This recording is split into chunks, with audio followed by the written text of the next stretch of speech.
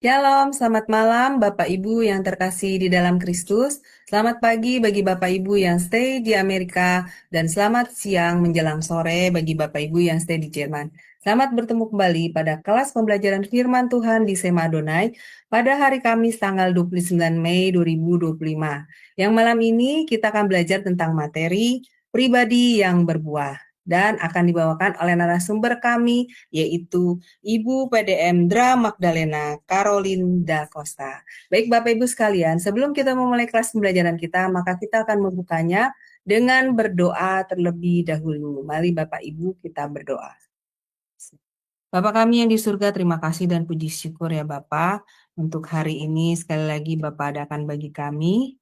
Dan terima kasih juga untuk pemeliharaan-Mu, perlindungan, dan pimpinanmu sepanjang hari ini bagi kami. Terima kasih juga ya Bapak, karena sekali lagi kami juga masih diberikan kesehatan dan kesempatan untuk bisa kembali berkumpul di dalam kelas Sema Adonai pada malam ini untuk kembali belajar tentang kebenaran firman. Ya Bapak, biar kiranya selalu ada pimpinan-Mu dan juga penyertaan-Mu bagi kelas pembelajaran kami. Berkati saya ya Tuhan yang menjadi moderator malam ini. Mampukan saya untuk bisa menyampaikan, bisa memimpin kelas pembelajaran ini dari awal hingga akhir dengan baik. Dan berkati juga para operator yang bekerja di belakang layar. Mampukan juga mereka untuk bisa melakukan tugas dan kewajibannya dengan baik. Dan berkati juga internet dan perangkat yang kami pakai pada saat ini, sehingga semuanya dapat berjalan dengan lancar tanpa kendala satupun. Dan yang terutama, berkatilah hamba-Mu, Ibu Magda, yang akan menyampaikan kebenaran firman-Mu malam ini ya Tuhan. Urapi setiap perkataan dari Ibu Magda, dan berikanlah hikmat hanya daripada-Mu Tuhan, sehingga Ibu Magda dapat menyampaikan kebenaran firman-Mu dengan baik dan benar sesuai dengan kehendak-Mu. Dan berkatilah juga kami semua yang berada di dalam kelas ini ya Tuhan, maupun yang mendengarkan di live YouTube, ataupun nanti yang mendengarkan di live Bunda. Berikanlah juga hikmat daripada-Mu kepada kami semua ya Tuhan, dan terangi hati dan pikiran kami dengan roh-Mu, sehingga kami pun dapat mengerti apa yang diajarkan Ibu Magda, dengan pemahaman yang benar, yang sesuai dengan kehendak-Mu Tuhan. Dan materaikanlah firman itu di dalam hati dan pikiran kami. Jadikan rema ya Tuhan, sehingga kami selalu mampu mengingatnya, dan kami dapat melakukannya di dalam kehidupan kami dan kepada sesama, dan kami juga dapat mengajarkan dan memberitakannya kepada yang lain. Terima kasih Tuhan, kami menyerahkan kelas pembelajaran ini dari awal hingga akhir hanya di dalam pimpinan-Mu. Dan kami patahkan segala kuasa kegelapan yang akan menghalangi kelas pembelajaran ini dalam nama Yesus. Doa ini kami panjatkan dalam satu nama, yaitu Tuhan Yesus Kristus, Juru Selamat kami yang hidup. Haleluya. Amin. Dan juga Bapak Ibu, saya juga mengucapkan selamat merayakan hari kenaikan Tuhan Yesus ya pada hari ini bagi Bapak Ibu yang merayakan. Baik, sebelum kita memulai kelas pembelajaran kita, maka kita akan melihat terlebih dahulu profil dari narasumber kami. Silakan operator kami, Pak Sak. Shalom semua, selamat datang kembali di Zoom Sema Adonai dan di channel YouTube Cahaya Firman. Pada kesempatan kali ini kita akan berkenalan dengan pengajar kita yakni Ibu Pendeta Magdalena Caroline da Costa, dan berikut adalah profil singkat dari beliau. Magdalena Caroline da Costa, Mojo Agung, Jombang, Jawa Timur, 17 Juli tahun 1973. Orang tua, Pendeta Christopher Abraham da Costa dan Pendeta Ineke Victorine Lydia I. Gunawan. Status pernikahan, menikah dengan Pendeta Daniel Albertus Vincentius, sarjana teknik. Dikaruniakan 2 anak. 1. Samuela Jessica Adelaide. 2. Samuel Jeremiah David. Pelayanan, mulai melayani Tuhan sejak usia 11 tahun, Gereja Bethany sampai saat ini. Memuridkan wanita sejak usia 15 tahun sampai sekarang. Dan tergabung dalam Virtuous Life Indonesia untuk menjangkau lebih banyak wanita agar dipulihkan dan dimuridkan. Pada tahun 2004, sempat tinggal di Sydney, Australia, untuk merintis cabang Bethany Sydney, yang kini dilanjutkan oleh rekan lain. Pendidikan, tahun 1994, sarjana pendidikan, Universitas Widya Mandala, Surabaya, keguruan bahasa Inggris dan seni. Tahun 2019, Magister Sains, studi untuk konselor.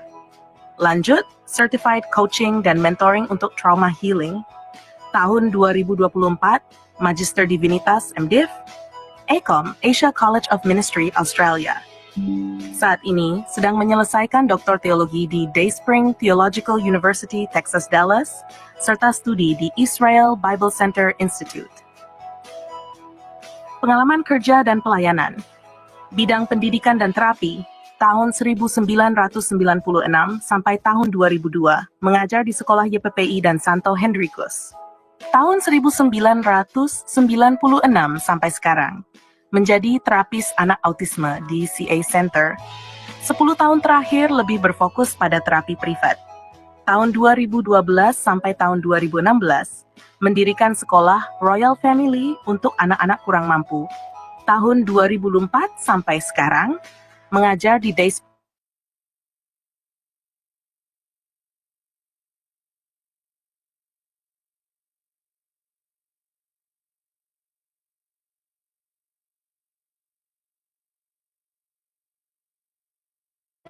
Tahun 2020 sampai sekarang, tergabung di Blessing Counseling sebagai konselor.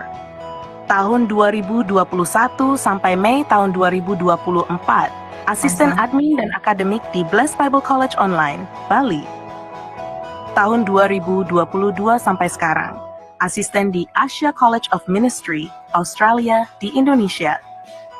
Bidang pelayanan dan misi, tahun 2004 sampai tahun 2006, bekerja sebagai terapis lansia di Panti Jompo, Sydney, Australia.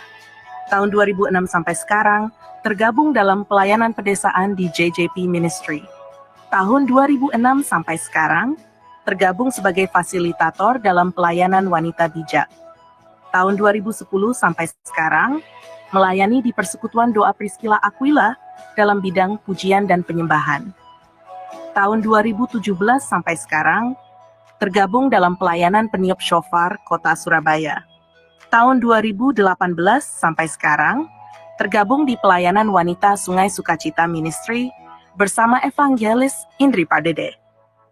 Tahun 2021 sampai sekarang, melayani di Persekutuan Doa House of Blessing.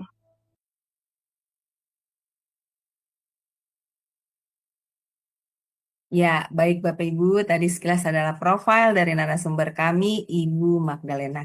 Baik, sebelum memulai kelas pembelajaran, saya akan menyapa terlebih dahulu narasumber kami. Shalom, selamat malam Ibu Magda. Shalom, Bu Aling. Iya, selamat bertemu kembali ya Bu. Iya, puji Tuhan. Bagaimana kabarnya Ibu? Sehat selalu ya Bu? Tuhan baik, iya. Ya, dan luar biasa tentunya ya. Baik Ibu Magda, saya mempersilakan waktu dan tempat untuk Ibu segera mengajar kami. Dipersilakan Ibu. Baik, terima kasih Bu Aling. Selamat malam semua, Bapak Ibu yang ada di Zoom, juga yang mungkin join lewat YouTube ya. Malam ini kita akan masuk di pembelajaran yang kelima mengenai pribadi yang berbuah. Saya izin untuk share screen terlebih dahulu.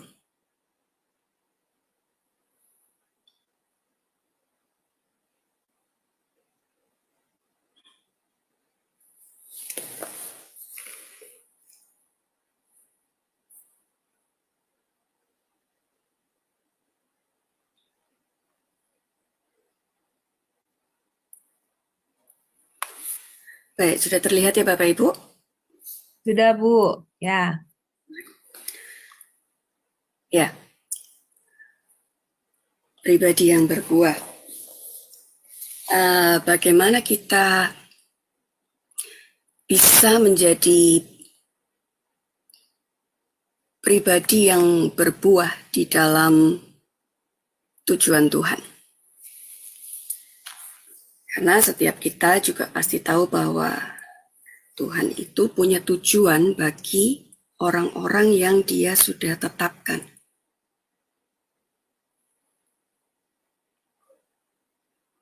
Dan saya percaya bahwa Bapak Ibu semua yang ada di tempat ini adalah orang-orang yang sudah Tuhan tetapkan dari mulanya.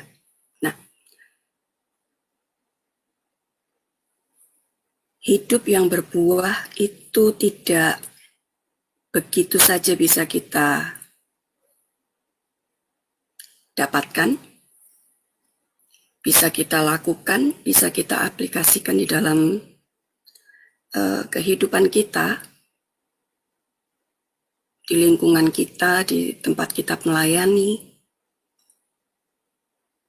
di keluarga, di pekerjaan, tidak terlalu mudah untuk kita bisa mengatakan bahwa hidup saya sudah berbuah. Sebetulnya apa yang dimaksud dengan hidup yang berbuah? Menjadi pribadi yang berbuah di dalam tujuan yang sudah Tuhan tetapkan.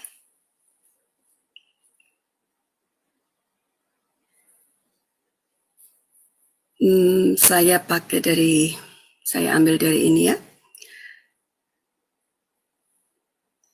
Sumber yang saya ambil dari The Vine ya.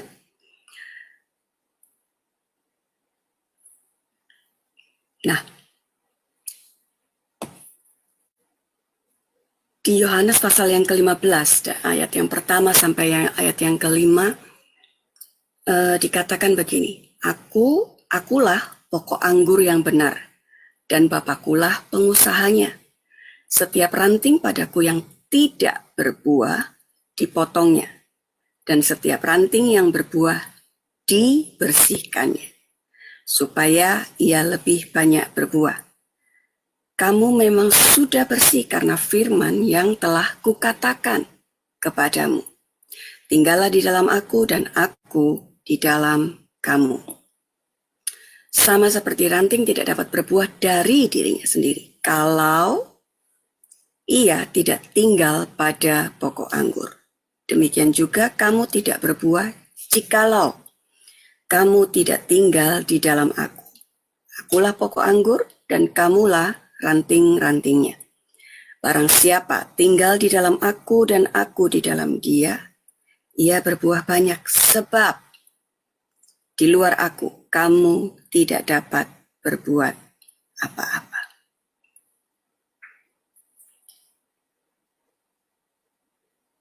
Kalau kita baca ayat ini,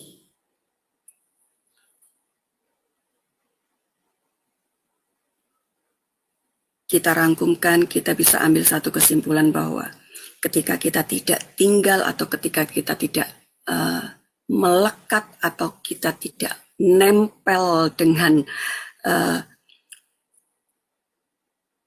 pohonnya, itu dikatakan kita tidak akan bisa berbuah. Kalaupun kita mungkin sekedar saja nempel tuh atau kita jadi ranting-ranting di situ, tetapi kita cuman bertumbuh dengan daun-daun saja yang lebat gitu ya, kita nggak bisa berbuah banyak. Kelihatannya saja pohonnya rimbun, daunnya lebat, tetapi nggak berbuah. Karena apa? Kita tidak tinggal di dalam Yesus. Kita tidak tinggal secara yang dikatakan melekat, terhubung, menjadi satu. Nah, ketika kita tidak melekat, apa yang bisa kita kembalikan kepada Tuhan? Dari mana kita bisa mengatakan bahwa aku akan menjadi satu pribadi yang berbuah bagi Tuhan, yang akan hasilnya akan menyukakan hati Tuhan. Akan susah sekali ketika kita sudah diajarkan mengenai misalnya Yohanes pasal yang ke-15 ini tadi, tetapi bahkan mungkin ketika Yesus duduk bersama dengan murid-muridnya, dia mengajarkan tentang hal ini. Kalau kamu di luar aku, kamu tidak akan berbuah. Kalau kamu tidak nempel sama aku, nggak melekat sama aku, kamu nggak akan berbuah. Nah, apakah para murid yang waktu itu duduk di sebelah Yesus, tidur bersama Yesus, makan sama-sama, minum sama-sama, melihat Yesus melakukan berbagai macam mukjizat yang dia lakukan, apakah itu menjamin bahwa setiap murid Tuhan mengerti apa yang Tuhan ajarkan pada waktu itu? Nah, kalau kita lihat dari pembacaan dari Yohanes pasal yang ke-15 tadi,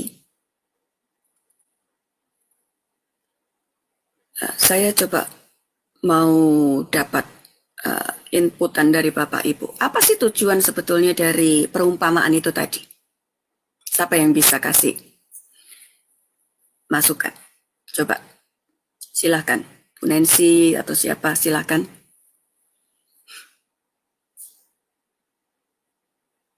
Ya, silakan Bapak Ibu untuk memberi komentarnya. Sudah dikasih ke host ya. Bisa langsung menjawab. Maksudnya perumpamaan pohon anggur tadi ya, Bu? Iya, betul.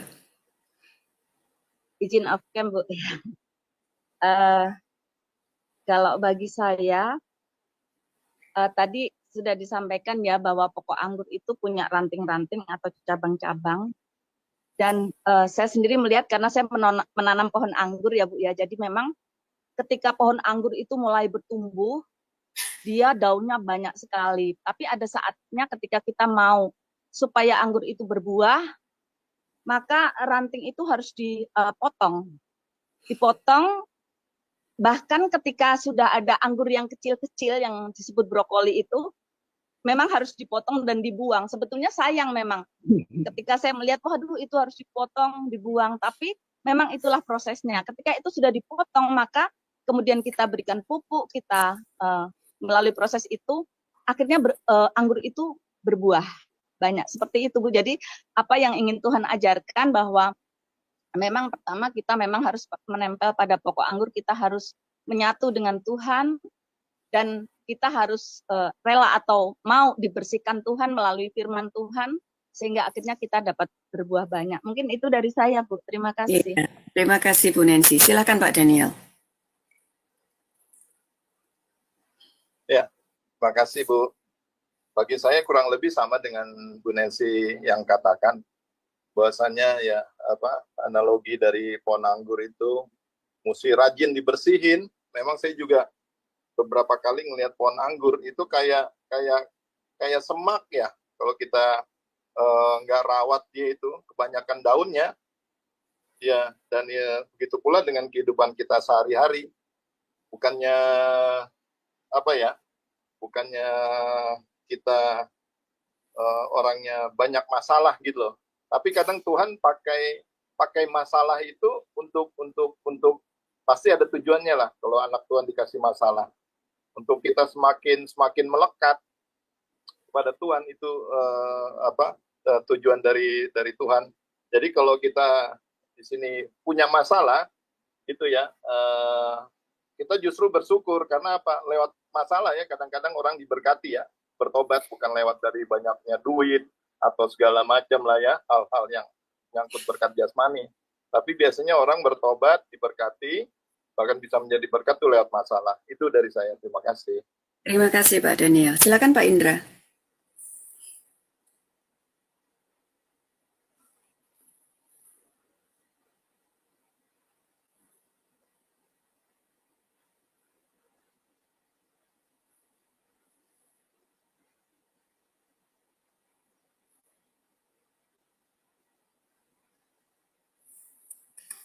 Ya, tadi Pak Indra, mana angkat tangan Pak?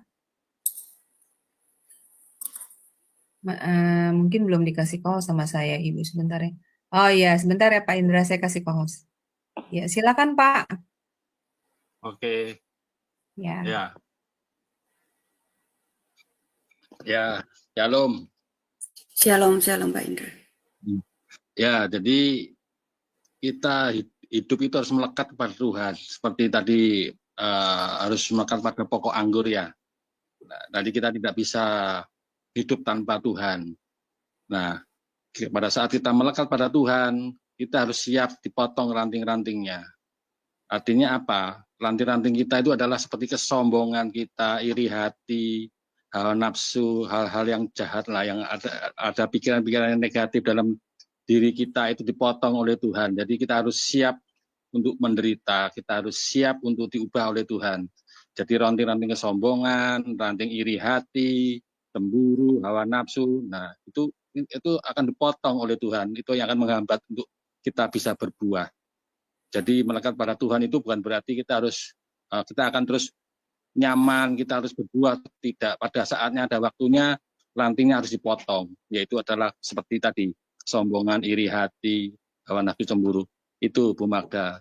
Terima kasih. Terima kasih Pak Indra. Silakan Bu Cornelia ya tadi ya. Iya benar Bu. Silakan Ibu Cornelia. Iya, baik. Bu Magda, Tuhan ini kan dia selalu mengibaratkan dirinya sebagai pohon anggur ya. Iya. Berarti Betul. pohon anggur ini adalah kekuatan yang terbesar bagi kita karena dia adalah Tuhan itu sendiri. Dan ketika kita mau melepaskan diri kita, seperti tadi kata dua teman kita itu, ya kita tidak akan berguna lagi.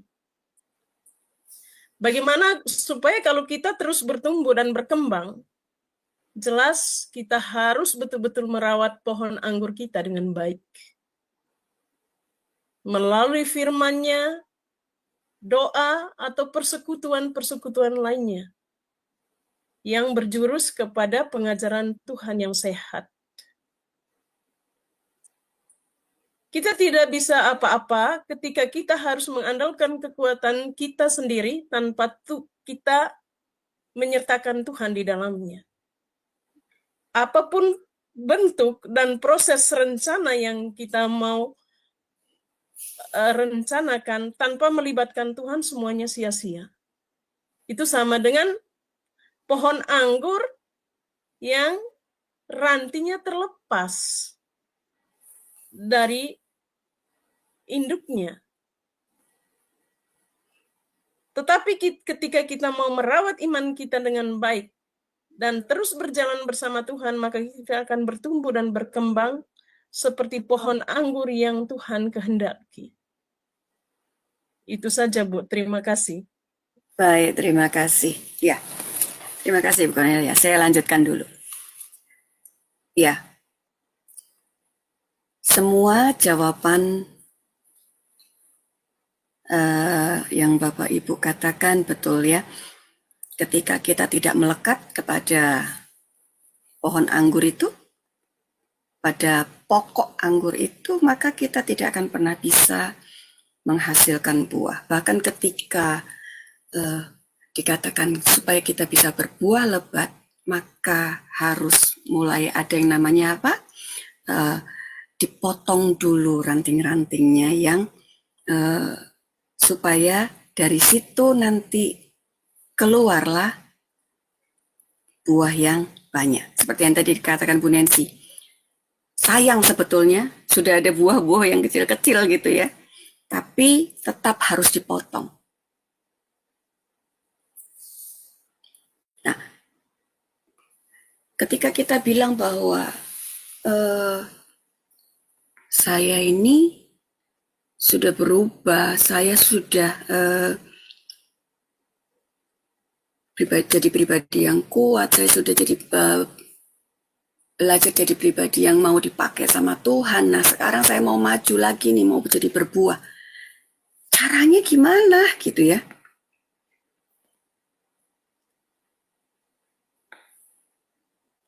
Ada satu lagi perumpamaan mengenai pohon ara.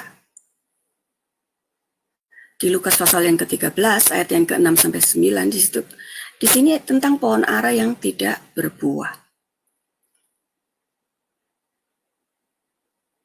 Apa yang terjadi sama pohon ara yang tidak berbuah ini? Ada yang tahu? Dikutuk mati pohon aranya. Kira-kira Bapak Ibu. Kita tidak akan menghasilkan apa-apa, Bu. Nah, enak enggak ya kalau hidup kita pada akhirnya yang awalnya mungkin kita punya impian, kita punya apa yang akan kita tuju gitu ya. Tapi ketika kita tidak melekat, ketika kita tidak menghasilkan sesuatu, yang kita dapati pada akhirnya adalah dikutuk, dijadiin kayu bakar, dipotong semua gitu ya. Nah, padahal yang Tuhan mau, atau mungkin kita sebagai pemilik kebun itu yang kita mau seperti ini ya, buah ara yang dicari sama kita sebagai pemilik kebun, Tuhan sebagai yang empunya. Nah, bagaimana buah-buah seperti buah ara ini bisa berbuah lebat dan bisa dinikmati. Yang Tuhan mau adalah seperti ini, kita berbuah, ya. Tetapi tidak hanya berhenti sampai buah kita itu banyak seperti ini ya, kalau Bapak Ibu lihat. Tetapi buah yang dihasilkan itu juga bisa dinikmati oleh banyak orang, terutama oleh pemiliknya.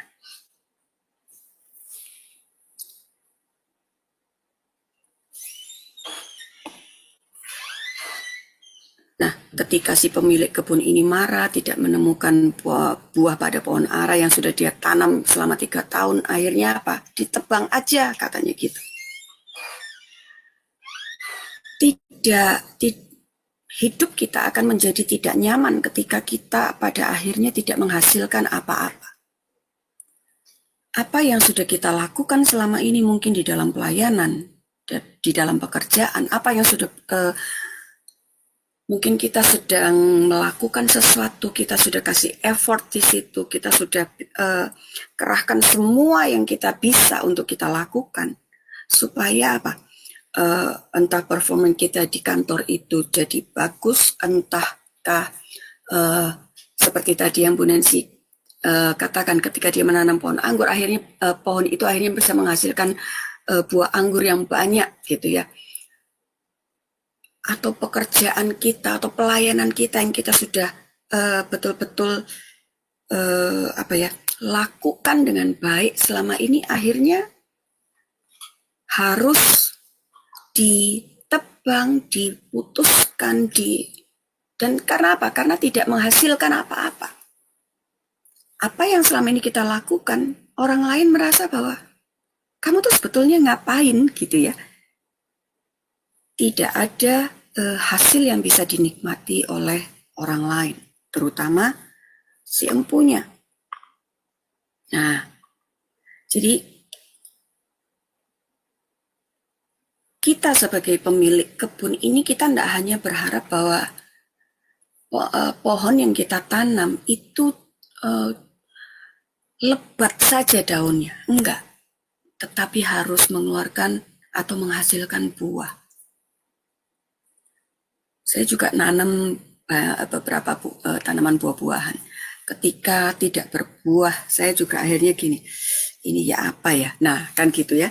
Gimana ya ini ya? Kenapa kok enggak? Nah, mulailah dipotong, mulailah dibersihkan. Ketika itu potnya kecil, saya pindahkan lagi ke pot yang lebih besar. Supaya apa? Dia bisa bertumbuh dengan baik. Nah, semua itu akan kita kerjakan supaya apa? Supaya apa yang sudah kita tanam tadi menghasilkan sesuatu. Nah, ketika tanaman yang saya tanam itu menghasilkan buahnya seperti ada sawo, ada macam-macam itu, ada sukacita, ada kesenangan tersendiri ketika saya lihat, asik berbuah. Ada jeruk gitu ya. Akhirnya apa? Bisa dinikmati. Jadi tidak hanya kita lihat daunnya aja yang banyak, yang lebat. Percuma kalau hanya sekedar daun saja, kita kan tidak makan daunnya gitu ya. Kecuali pohon-pohon tertentu yang sebagai tanaman herbal yang memang daunnya juga bisa digunakan sebagai salah satu obat herbal. Nah, kalau buah, ya buahnya yang kita cari, bukan daunnya.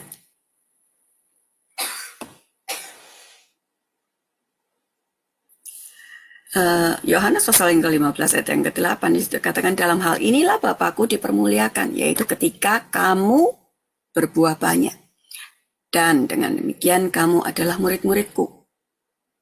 Ayat yang ke-11 katakan, semuanya itu kukatakan kepadamu supaya sukacitaku ada di dalam kamu dan sukacitamu menjadi penuh. Kalau kita lihat di ayat yang ke-8, yang jadi pertanyaan begini, terus kalau misalnya saya nggak berbuah, saya nggak jadi murid-muridnya Tuhan gitu. Kalau kita lihat dari ayat yang ke-8 ini. Karena dikatakan apa? Yaitu jika kamu berbuah banyak, dan dengan demikian, kamu adalah murid-muridku. Nanti akan ada orang yang berkata ketika mungkin mereka salah mengartikannya, mereka bilang, jadi kalau aku tidak berbuah, tidak menghasilkan, aku berarti bukan muridnya Tuhan. Ketika kita bilang bahwa kita ini adalah muridnya Tuhan, Matius 28, 19 ayat yang ke-19, 20 itu aja bilang bahwa apa? Kita harus memuridkan, kita harus pergi.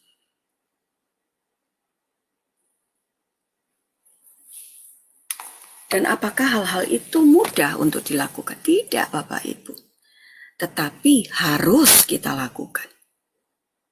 Berat atau tidak, tetap harus kita lakukan supaya apa? Kita bisa menghasilkan buah yang banyak dan menyukakan hati Tuhan. Kalau kita lihat dari perumpamaan pohon anggur ini, kita akan menemukan yang merupakan tujuan dari perumpamaan ini ada 4 ya, ada pokok anggur, ada pengusahanya atau pemiliknya, ada ranting dan ada buah. Dikatakan akulah pokok anggur yang benar. Pokok anggur itu siapa? Tuhan. Ketika kita nempel itu tadi ya, maka dia yang adalah sumber itu akan memberikan sari-sari makanan untuk setiap kita, ranting-ranting yang nempel nih sama dia, yang melekat sama dia.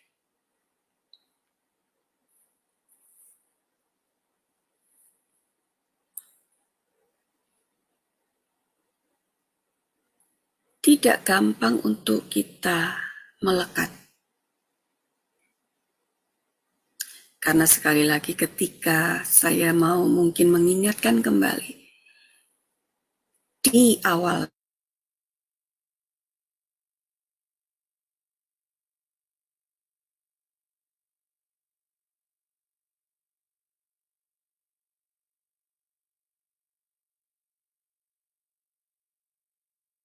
dari sumbernya kita akan beroleh banyak sari makanan yang akan menguatkan, yang akan menyehatkan tubuh kita, yang akan membuat kita bisa bertumbuh dengan kuat, akar kita akan jadi semakin kuat ke dalam sehingga kita bisa menghasilkan pohon yang kuat juga. Nah, tapi ketika kita memutuskan untuk tidak mau melekat, Tuhan juga nggak bisa paksa kita. Lalu yang kedua, pengusahanya, yaitu siapa? Bapa sendiri.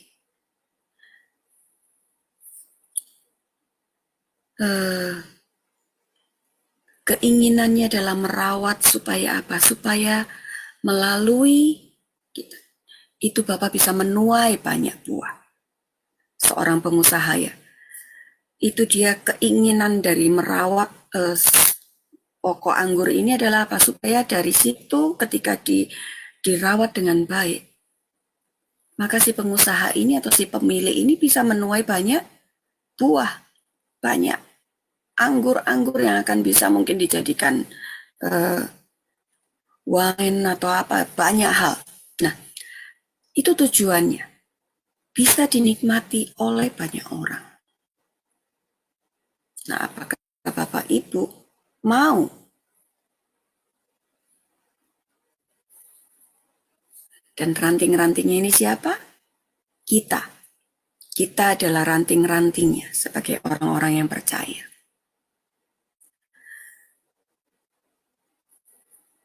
Di sini kita merupakan satu tempat atau satu wadah di mana buah itu akan dihasilkan. Ketika kita melekat, maka kita akan bisa melakukan banyak hal. akan ada banyak buah-buah melalui ranting-ranting ini tadi. Ketika kita sungguh-sungguh melekat, kita sungguh-sungguh mendapatkan sari makanan yang sehat dari sumber itu tadi, dan dirawat dengan baik, maka buah itu akan dihasilkan.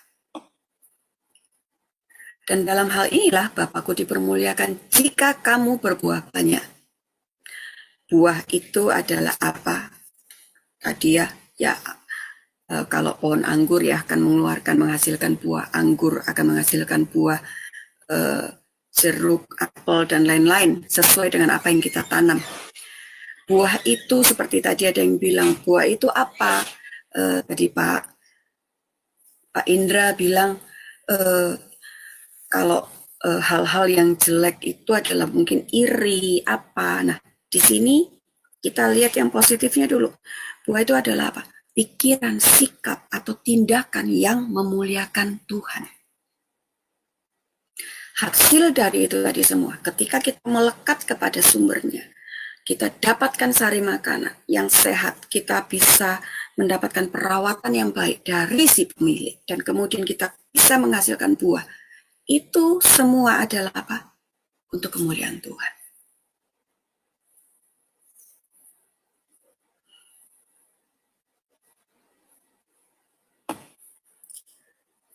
Nah, menghasilkan buah di sini itu meliputi ini.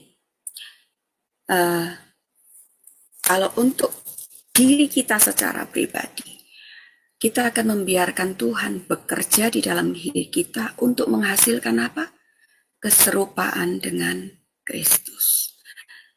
Coba kita baca ya di 2 Korintus 3. Bisa salah satu bantu baca? 2 Korintus 3 ayat ke-18 dan Galatia 5 ayat 22 sampai 23.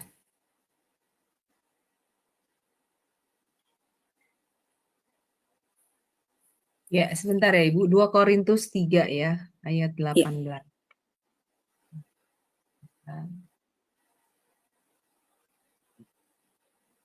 Ya, 2 Korintus 3 ayat 18. Demikianlah firman Tuhan. Dan kita semua mencerminkan kemuliaan Tuhan dengan muka yang tidak berselubung. Dan karena kemuliaan itu datangnya dari Tuhan yang adalah roh, maka kita diubah menjadi serupa dengan gambarnya dalam kemuliaan yang semakin besar. Amin. Galatia 5 ayat 22 sampai dengan 23. Demikianlah firman Tuhan. Tetapi buah roh ialah kasih, sukacita, damai sejahtera, kesabaran, kemurahan, kebaikan, kesetiaan, kelemah lembutan, penguasaan diri. Tidak ada hukum yang menentang hal-hal itu. Amin. Amin. Nah, ini yang akan kita hasilkan di dalam diri kita. Kita akan menghasilkan yang namanya keserupaan. Dan buah-buah yang lain adalah apa? Kita akan menghasilkan kasih, sukacita, damai sejahtera, kesabaran, kelemahan lembutan, kemurahan, kebaikan, kesetiaan, penguasaan diri. Yang jadi pertanyaan adalah begini, apakah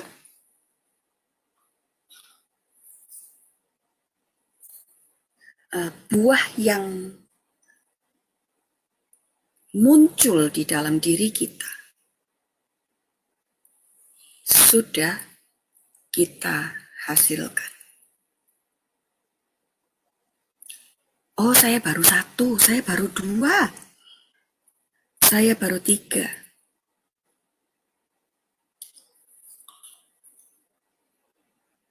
Siapa yang ada 9 buah roh di sini yang sudah lengkap semua nih, sudah bisa dihasilkan, bisa dilihat oleh banyak orang, dirasakan. Oh ya, betul sih dia itu memang baik, betul dia itu memang murah hati, betul dia itu bisa menguasai diri dengan baik. Ada yang bisa bilang bahwa saya sudah nih, gitu. Ada nggak?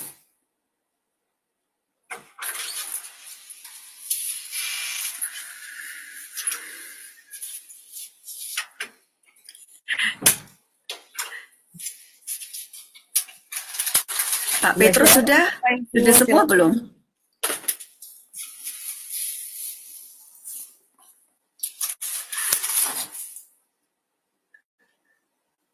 Ya, jawabannya ada di chat, Bu. Ada yang Oh, menjawab. Ya. Ibu Heni bilang jujur, saya belum lengkap semua. Lalu Pak Indra mengatakan masih proses. Ya, siapa lagi? Bapak Ibu. Belum, Bu, masih berproses, kata Ibu Nancy. Ya, ya. Petrus. Saya malah jauh, Bu, katanya. Iya, Ya, gitu. kita semua sedang berproses untuk menghasilkan buah yang ke dalam nih dulu. Karena apa?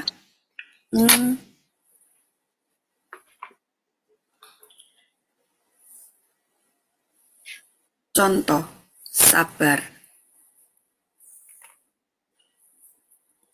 Siapa yang punya mungkin kesaksian? Oh, saya pernah punya pengalaman, saya sudah menang nih di area sabar. Ada yang punya pengalaman di situ? Ya, silakan Bapak Ibu sharingnya. Bisa langsung menjawab juga ya, sudah dikasih co-host. Silakan.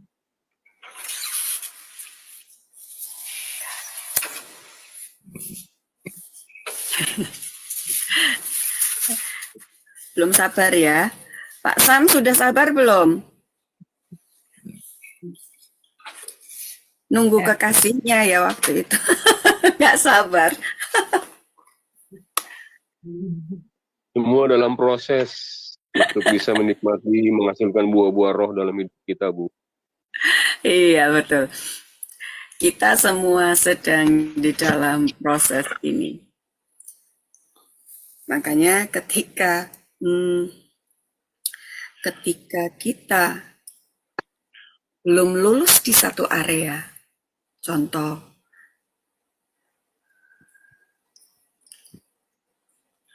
murah hati, sabar, kebaikan, kesetiaan, lemah lembut, kasih itu akan bisa terlihat ketika kita mungkin waktu kita disakiti, waktu kita dilukai, kita tetap bisa mengasihi. Nah, berarti intinya adalah kita harus bisa melakukan atau lulus di dalam area mengampuni. Sehingga kasih itu bisa terlihat, bisa terpancar keluar. Pertanyaannya, apakah ada yang sudah lulus nih di area mengampuni?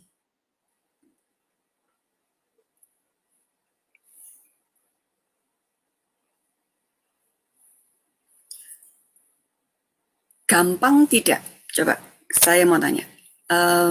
Saya mau kasih satu contoh ini aja untuk di dalam pengampunan ya. Buah-buah yang lain saya percaya kita semua terus di dalam proses selama kita hidup, kita akan terus berproses soalnya. Mengampuni. Supaya kita bisa menghasilkan yang namanya kasih, bisa menghasilkan yang namanya menguasai diri, kita bisa menghasilkan yang namanya kemurahan. Karena dari mengampuni aja, masalah mengampuni aja, itu akan melingkupi semua tuh. Keluar yang namanya lemah lembut, keluar yang namanya kasih, keluar yang namanya kesetiaan, itu keluar semua. Ada banyak di situ. Apakah mudah ketika kita diminta untuk mengampuni orang lain?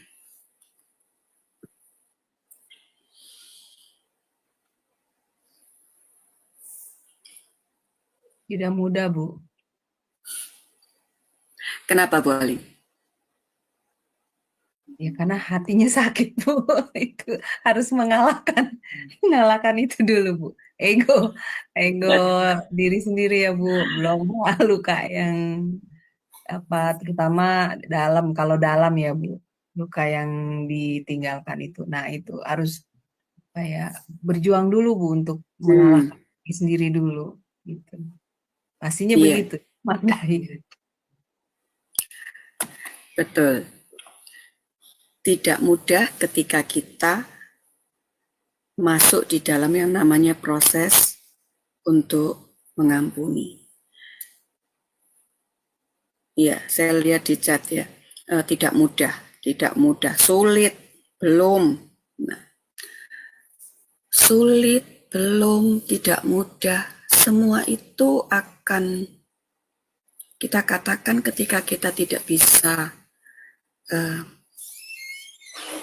berproses dengan baik, dengan benar di dalam permasalahan untuk bisa mengampuni orang lain. Karena memang betul ketika kita dilukai, seperti yang Bu Aling tadi bilang, dilukai dengan sangat dalam, akan butuh waktu yang panjang untuk kita bisa memproses, kalau kita mau memprosesnya. Yang jadi masalah, ketika kita tidak mau, maka hidup kita akan terus dipenuhi dengan yang namanya apa? Marah, benci, kecewa, sakit hati, pahit. Itu semua akan ada dalam hidup kita. Seperti yang lalu saya pernah sampaikan mengenai luka. Ketika luka itu tidak disembuhkan, ketika luka itu tidak diproses, ketika luka itu hanya dibiarkan, ketika luka itu disimpan di tempat yang paling dalam, yang kemudian ditutup lagi sama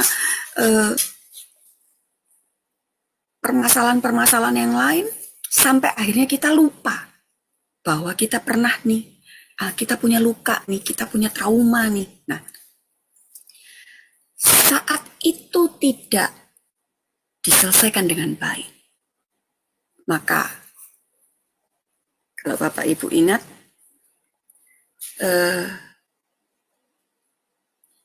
ada satu hal yang waktu itu saya bilang begini, orang yang terluka itu memiliki satu kecenderungan, yaitu dia akan melukai orang lain lagi. Orang yang terluka akan punya kecenderungan melukai orang lain. Lewat apa? Lewat perkataan, lewat perbuatan, semua. Tanpa, mungkin dia tidak mau, dia tidak ingin sebetulnya. Tetapi ketika dia tidak bisa memproses itu dengan baik, tidak bisa menyelesaikan itu dengan baik, itu akan terus jadi seperti apa? Lingkaran setan, terus. Karenanya kita harus menemukan inti atau akar dari permasalahannya. Ketika luka itu disebabkan oleh apa, oleh siapa, bagaimana, itu yang harus kita selesaikan terlebih dahulu. Supaya apa? Supaya lewat itu semua buah yang di dalam ini tadi bisa muncul. Ada kasih, ada sukacita, ada damai sejahtera, ada kesabaran, lemah lembut, bisa menguasai diri. Ya, bukan ketika lihat orang yang menyakiti kita, awas ya dalam hati nih ya. Ntar kalau kita ditanya sama pendeta kita atau gembala kita, sudah ngampuni? Oh sudah Pak, pokoknya ketemu aja ya gitu ya. Nah, ketika ada kata-kata pokoknya jangan ketemu Pak, pokoknya saya jangan sampai lihat. Nah, berarti kita masih belum mengampuni itu.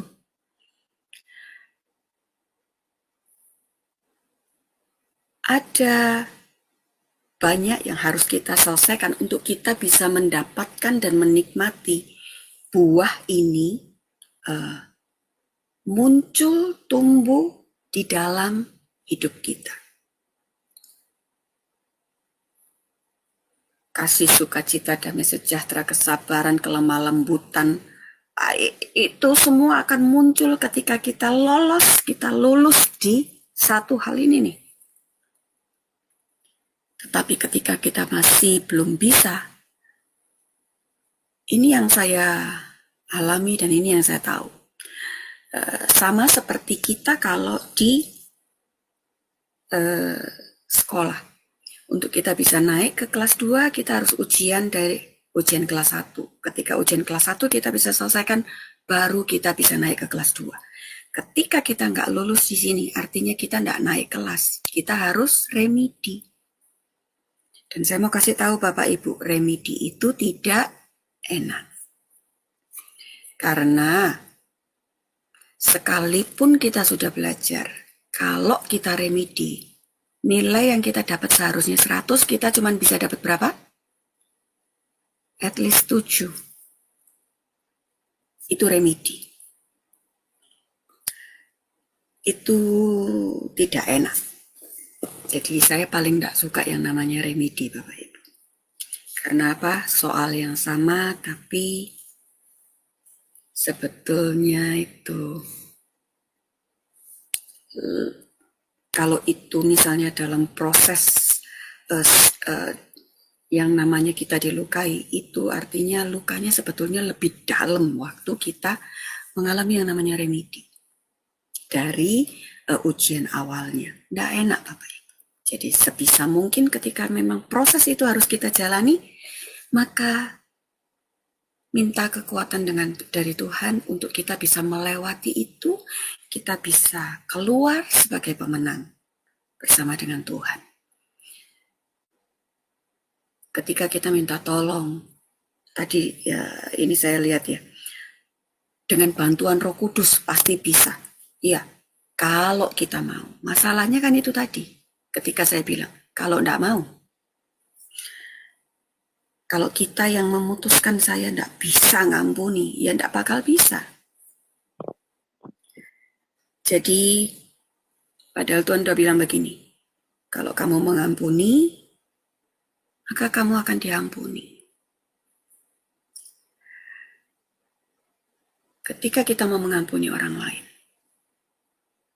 kalau kita kemudian muncul pertanyaan dalam diri kita, ngapain saya harus mengampuni? Karena kita sudah terlebih dahulu diampuni. Kenapa saya harus mengasihi? Karena kita lebih dahulu dikasihi dan dicintai sama Tuhan. Kalau sama Tuhan sebetulnya simple banget ya Bapak Ibu. Kenapa saya harus mengasihi? Karena kita sudah terima kasih itu lebih dahulu.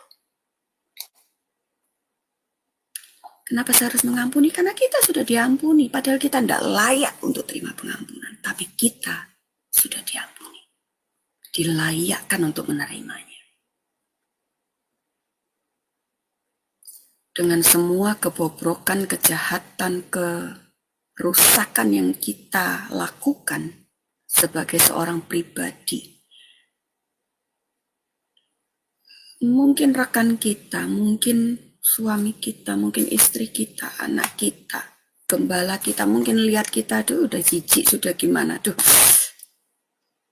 Tapi kita lihat bagaimana Tuhan itu menerima kita dari kita yang bobrok, dari kita yang rusak, dari kita yang hancur, dari kita yang tidak karu-karuan. Dia terima kita apa adanya. Dan dia memberikan pengampunannya.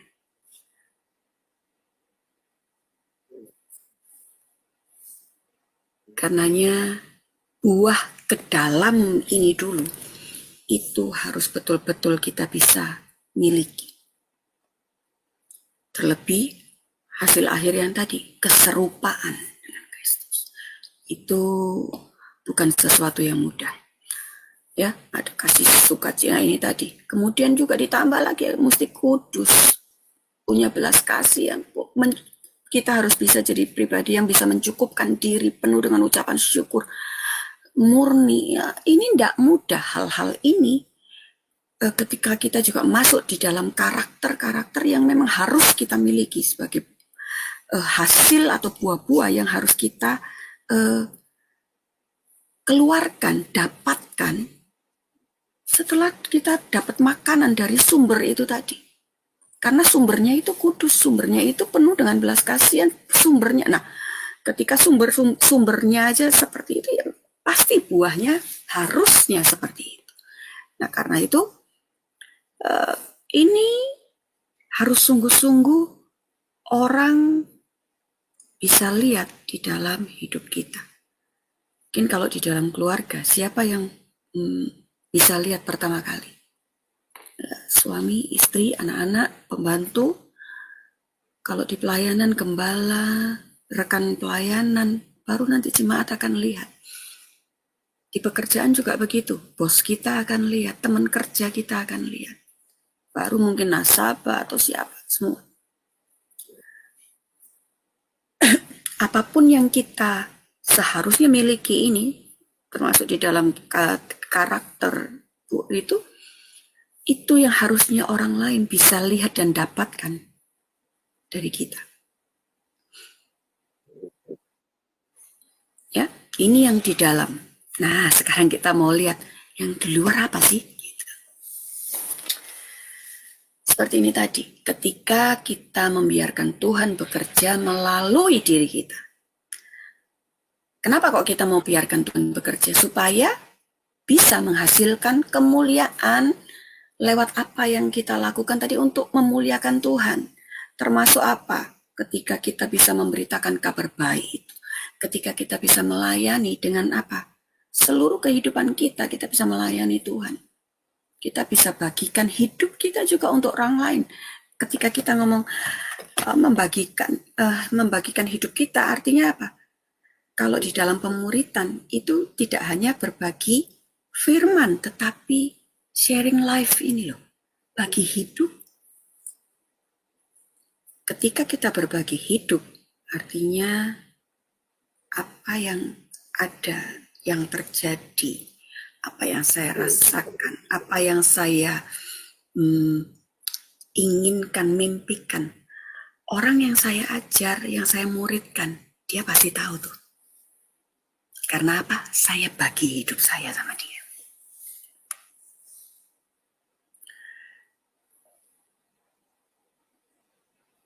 Ini yang dikatakan apa? Melayani dalam seluruh kehidupan. Apa saja lewat buah-buah itu tadi, lewat karakter yang tadi kita miliki.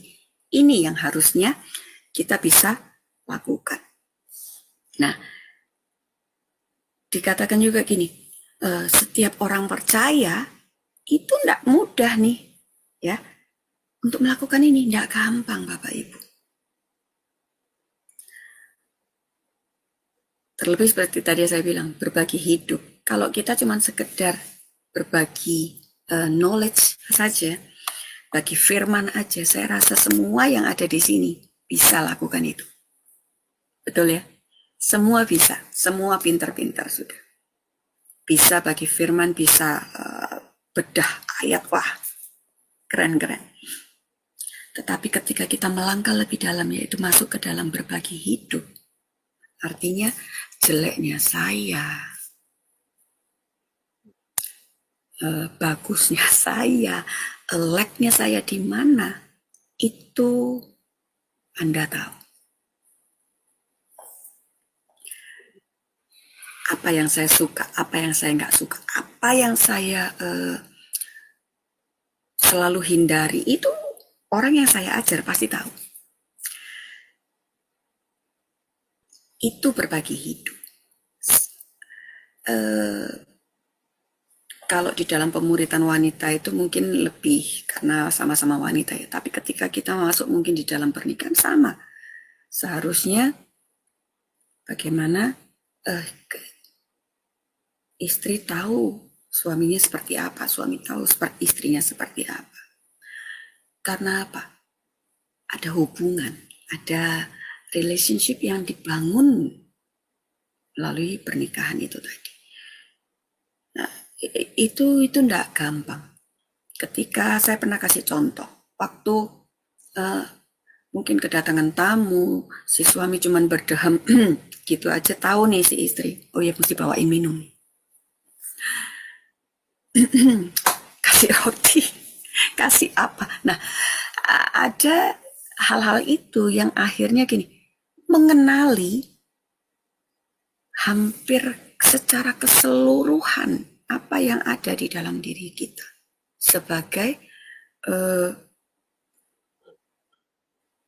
seorang pemurid, seorang istri, seorang suami. Itu kita akan mengenal Ketika kita nempel sama Tuhan, ketika kita melekat sama Tuhan, pada akhirnya apa? Kita kenal, kita tahu, kita mengerti, kita paham apa sih yang Tuhan mau. Kalau tadi dikatakan kita masih berproses, mari kita sama-sama berproses. Kita sama-sama masuk di dalam proses itu dengan baik. Supaya sungguh-sungguh buah ini tadi bisa keluar dan dinikmati oleh banyak orang. Tidak hanya kita telan sendiri, kita makan sendiri, enggak.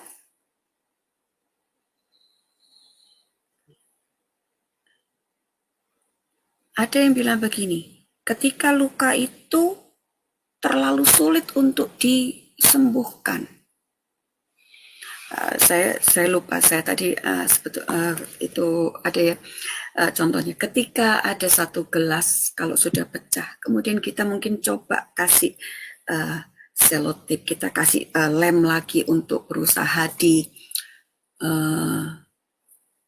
satukan lagi pecahan-pecahannya. Tapi Bapak Ibu ingat ya, gelas yang tadinya utuh ketika dia pecah, mungkin kita bisa ambil pecahan-pecahan, hasil dari pecahan itu yang besar-besar.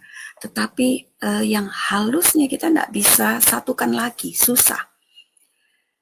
Nah, yang halus itu tadi yang akan menyebabkan gini, ketika kita mulai kasih air lagi di situ, mungkin kebocorannya nggak terlalu kelihatan ya, tapi tetap ada yang keluar. Nah, itu yang akan terjadi ketika kita tidak menyembuhkan, kita tidak menyelesaikan ujian-ujian kita.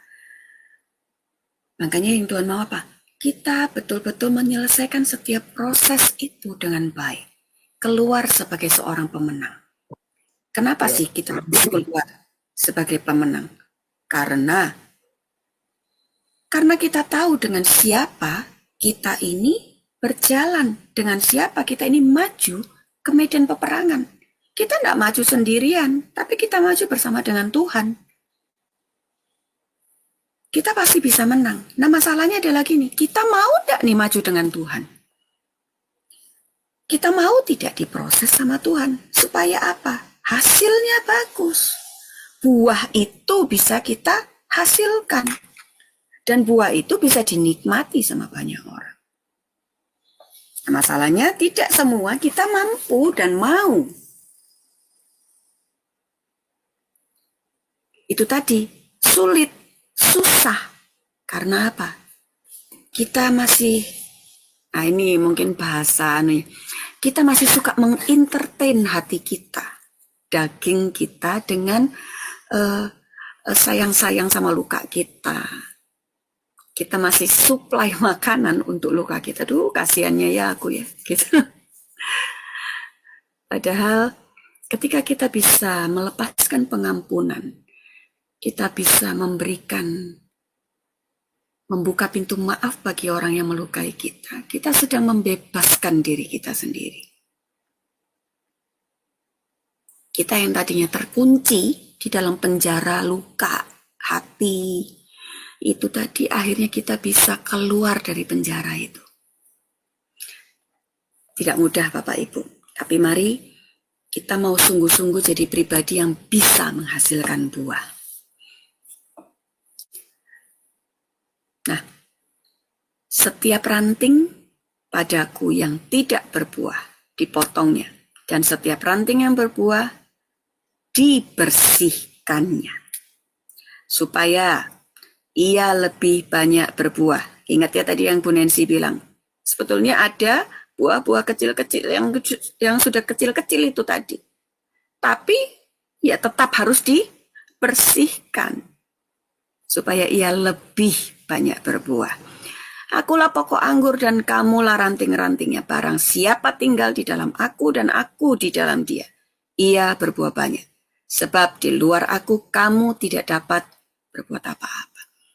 Setiap orang percaya itu akan menghasilkan buah. Ya, at least satu lah ya. Ketika kita bicara ada, misalnya saya kasih di sini ada 4 lah ya, ada 4 tingkat keberbuahan.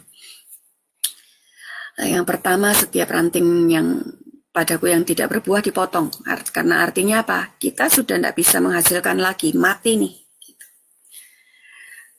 Tapi paling tidak kita ada di tingkat yang kedua. Setiap ranting yang berbuah itu harus tetap dibersihkan terlebih dahulu. Supaya apa? Supaya kita bisa masuk kepada tingkat yang ketiga. Jadi lebih punya banyak buah. Nah, ketika kita sudah sampai di tingkat yang ketiga, yang keempat dikatakan kita harus apa? Melangkah kepada apa? Tinggal di dalam Dia, tinggal di dalam Yesus.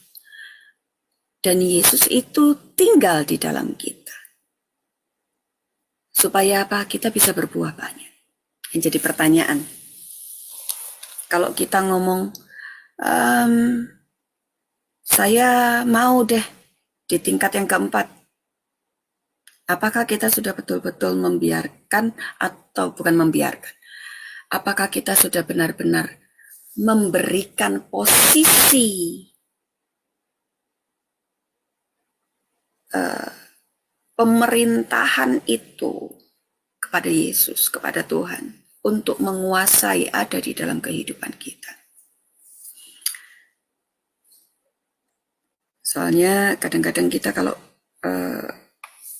bukan mempersilahkan dia untuk menguasai dan bertahta, tetapi kita cuman biarin dia tinggal sebagai tamu dalam hati kita, dalam hidup kita. Kalau dia cuman sekedar tamu, dia tidak akan melakukan apa-apa dalam hidup kita.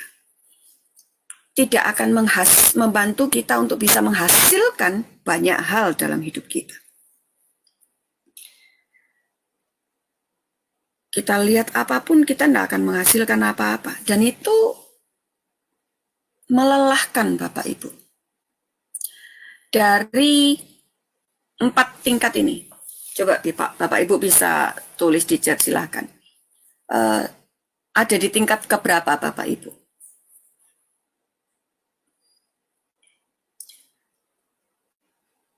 Saya nggak tahu ya, tetapi jujurlah pada diri Bapak Ibu sendiri. Oh, saya ada di 1 masih Bu, saya ada di 3, ada di 2. Ada di tingkat keberapa saat ini? Saya sekarang di posisi kedua, berbuah, Bu. Puji Tuhan. Nah, Amin. ada lagi yang lain, coba. Pak Adi tingkat keberapa, Pak? Saya di tingkat kedua, Bu.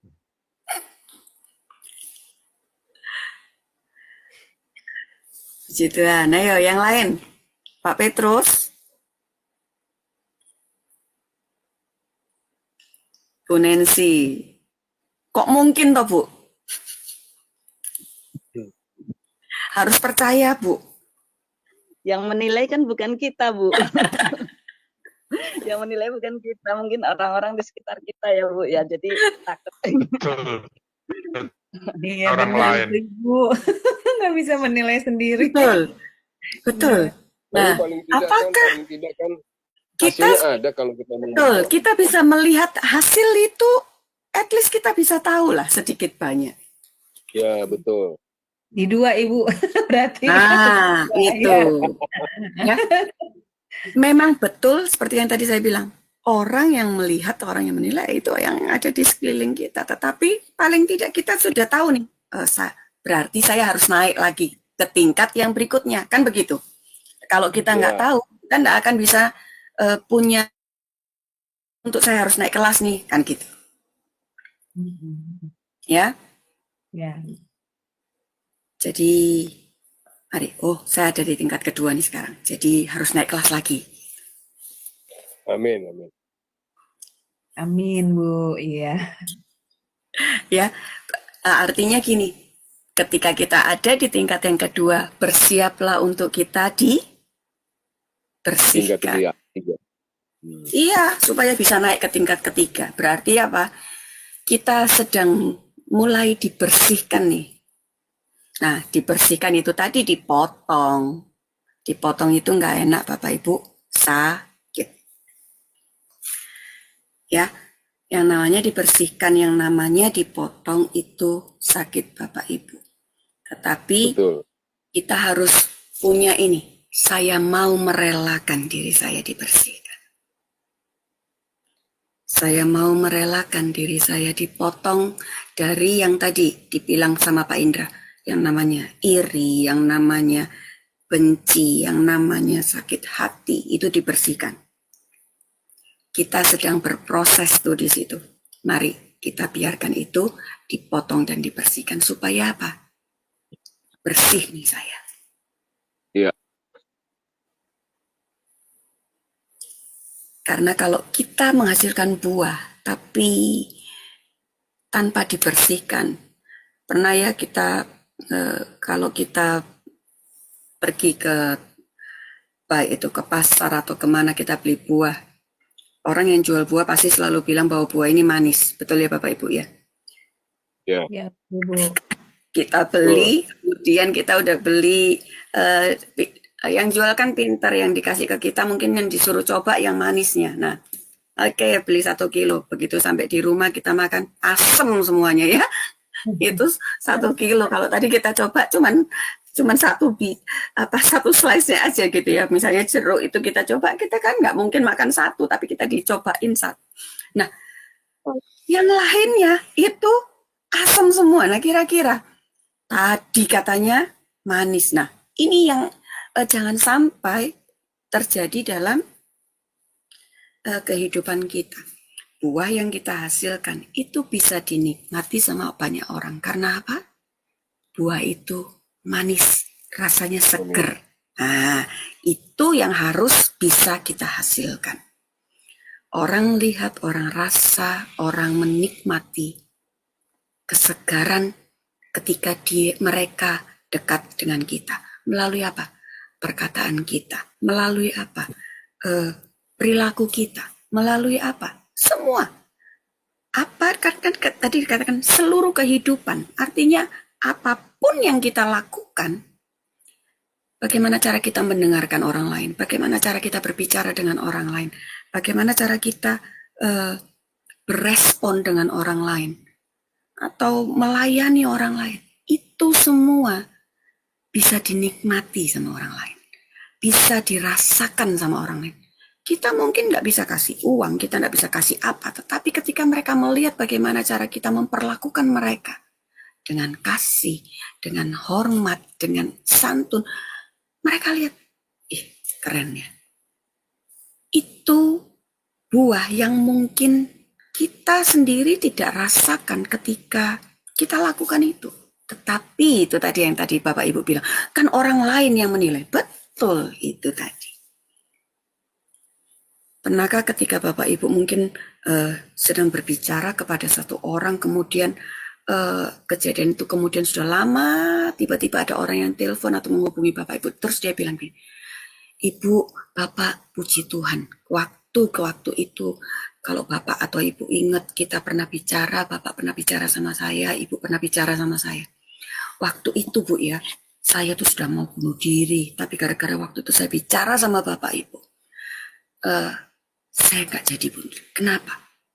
Karena ada satu perkataan Bapak Ibu yang saya tangkap pada waktu itu. Kita tidak pernah tahu kapan, di mana, tetapi waktu buah itu dirasakan sama orang lain. Pada waktu-waktu yang kita kadang-kadang nggak ngerti.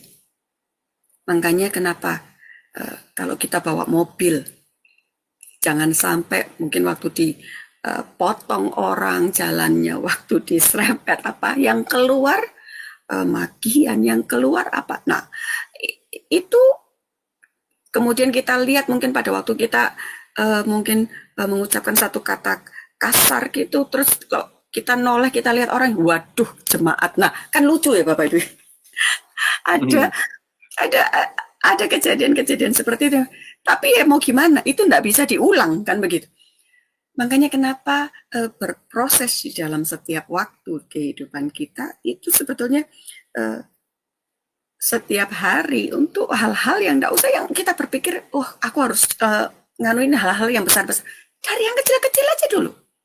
Ketika itu bisa kita lakukan, orang lain akan. Kenapa ada Lebih orang yang baik. bilang begini, kok hidupmu enak ya rasanya, kok senyum terus, bahagia terus, kenapa? Padahal mungkin kita lagi nggak punya duit, kita lagi nggak bisa mikir, aku mau makan apa ya hari ini, mungkin seperti, tapi karena mereka melihat bagaimana kita tetap bersuka cita, tanpa kita bersungut-sungut, itu sudah jadi buah yang bisa dirasakan loh sama mereka. Dan itu nggak gampang. Ketika ada di dalam tekanan, ketika ada di dalam kekurangan, tetapi kita bisa tetap mengucap syukur, kita bisa tetap membagikan sukacita kepada orang lain. Sampai orang lain mungkin tidak mengerti bagaimana kondisi kita. Tapi mereka melihat dan merasakan Yesus itu ada lewat apa? Sukacitamu, senyum yang kamu bagikan, kasih yang kamu bisa sampaikan kepada mereka. Itu akan bisa merangkul banyak orang. Itu akan bisa membawa mereka kepada pengenalan akan Kristus lebih lagi, dah. Itu yang seharusnya bisa kita lakukan. Untuk kita bisa naik ke tingkat yang ketiga, relakan semua yang tadi, yang suka ngomong kasar, mungkin suka berpikir yang negatif, suka bicara yang negatif, itu disingkirkan. Nggak bisa ngampuni, disingkirkan, dipotong. Nggak gampang, Bapak Ibu. Sakit semua. Dan kita secara daging, kita akan menolak tuh waktu dipotong. Iya apa iya? Iya. Karena apa? Karena kita enggak rela pada waktu itu dipotong. Kok enak aku suruh ngampuni? Nah,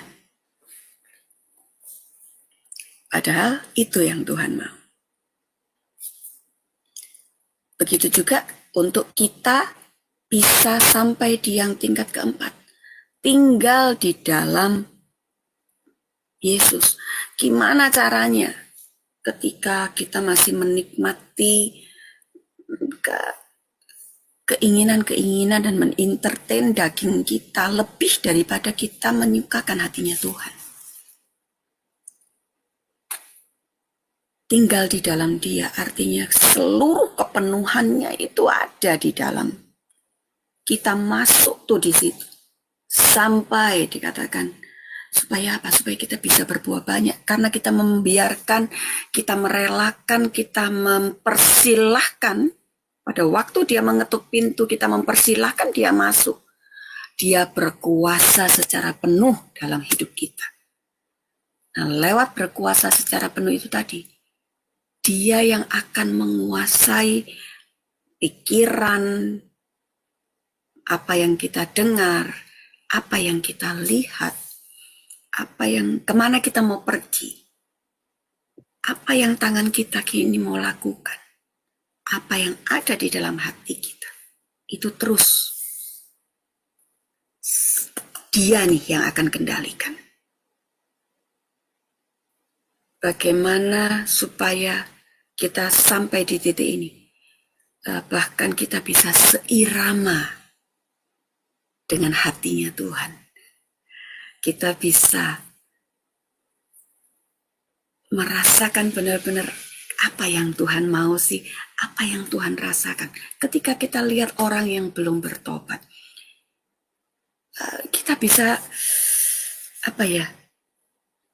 pernah nggak Bapak Ibu rasain ya, ketika kita lihat orang yang kayaknya dia belum kenal, dia belum terima, belum mengalami kasihnya Tuhan, tiba-tiba hati kita kayaknya menangis waktu lihat orang itu.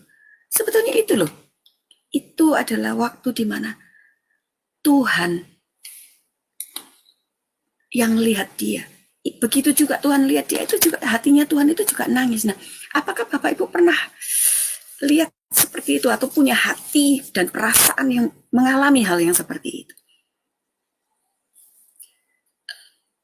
Mari kita terus belajar dan kenal supaya kita tahu hatinya Tuhan, pikirannya Tuhan. Kalau dibilang gimana caranya? Nggak, ya lewat kita bangun hubungan setiap saat Bapak Ibu. Kalau nggak bisa. Semua orang Kristen itu dilahirkan kembali untuk berbuah. Ketika kita menerima keselamatan, kita ini dilahirkan kembali untuk kita terima satu mandat, satu tugas, yaitu apa? Berbuah secara berkelimpahan. Nah, masalahnya adalah ketika kita ini sudah puas, merasa puas dengan apa yang kita punya, apa yang kita bisa, apa yang kita rasa, itu akhirnya kita suka menolak untuk menerima yang lebih dari Tuhan. Karena apa? Karena kadang-kadang waktu kita masuk di dalam proses, kita melihat begini, Tuhan itu katanya ada dalam hidupku, tapi kok aku merasa dia ada nggak sih sebetulnya? Aku doa nggak dijawab, aku minta nggak dikasih. Tadi saya waktu di gereja saya bicara dengan satu anak remaja. Dia mengeluarkan satu statement ini. Gini loh, Mah. Dia pakai saya Mama. Aku tuh sampai berpikir, sebetulnya Tuhan itu ada enggak sih? Bapak Ibu, ketika kita bicara dan kita mendengar orang mengeluarkan statement, sebetulnya Tuhan itu ada enggak? Apa enggak miris hati Bapak Ibu waktu dengar itu? Saya tadi sampai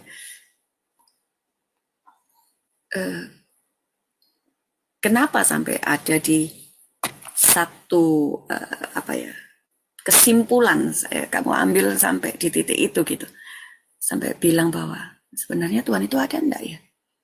Hanya karena apa? Proses hidup, kondisi, situasi di rumah yang membuat dia sampai di titik itu.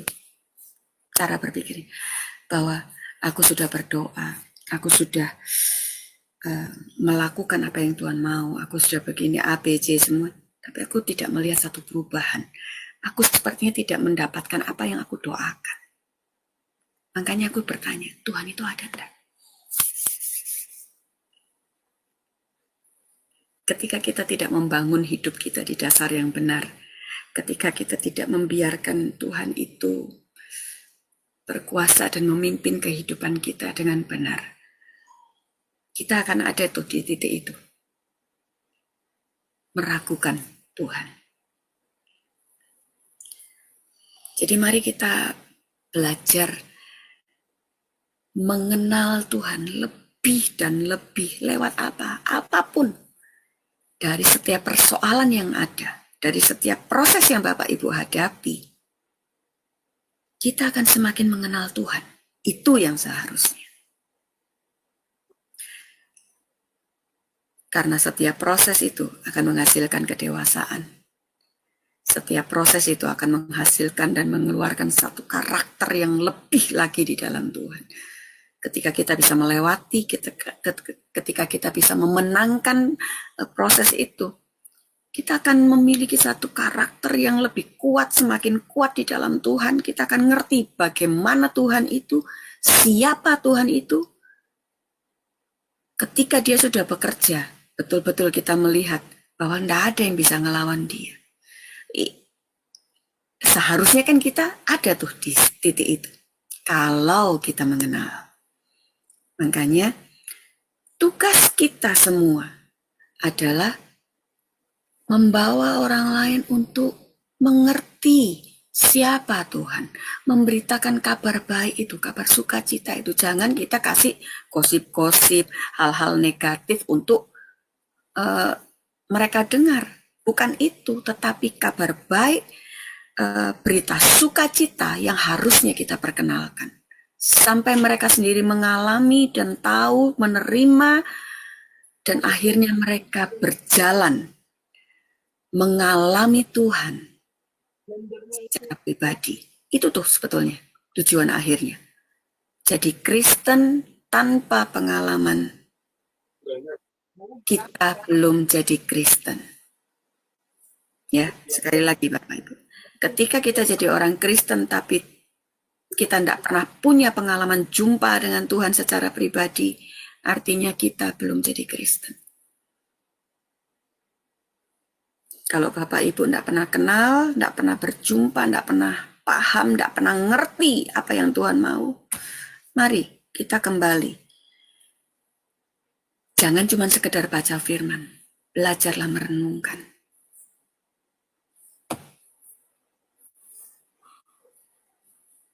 Karena firman itu tidak cuma sekedar harus dibaca, tetapi harus direnungkan. Dari setiap tingkat itu tadi ada 4 tingkat. Nah, ada 3 rahasia. Ya, ranting yang tidak berbuah ini tadi ya. Yang merasa bahwa akhirnya kalau di tingkat yang pertama tidak berbuah dipotong. Karena apa? Gagal.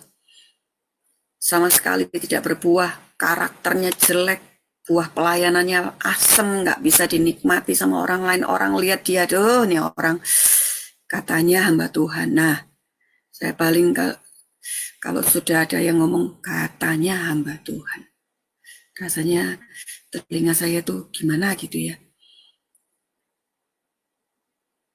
Kalau ketika kita di orang lain tahu kita orang yang melayani, tetapi kita tidak menghasilkan buah yang manis yang bisa dinikmati orang lain, yaitu tadi. Katanya hamba Tuhan, katanya sekolah Alkitab, tapi kok kelakuannya kayak gini. Aduh Bapak Ibu, mari menjaga hidup itu sesuai dengan firman tidak gampang. Mari kita semua berproses di situ dengan baik. Setiap ranting itu harus dipotong. Bersiaplah dan relakan diri kita dipotong dengan sempurna sama pemilik kita, yang empunya kita. Karena supaya dari setiap potongan-potongan itu tadi kita akan ranting itu akan kembali bertumbuh, akan kemudian keluar lagi daunnya dan akhirnya keluar putih-putih yang akan menghasilkan buah. Dan buah itu kita akan lihat lebih lebat daripada yang tadi dipotong. Kita akan bisa menikmati ketika kita melihat hasil dari apa yang sudah kita kerjakan. Buah itu tadi.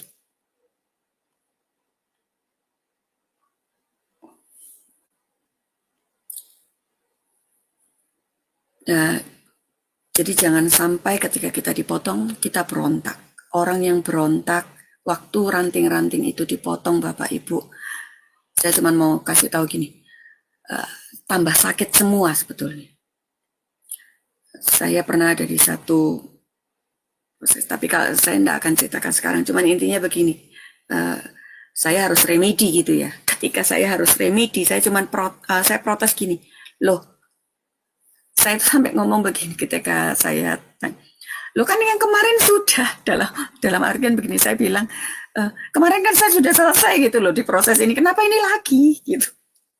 Jadi pada waktu saya harus mengulang lagi hal yang sama, saya enggak suka, makanya saya dari awal saya sudah bilang, saya nggak suka kalau remedi.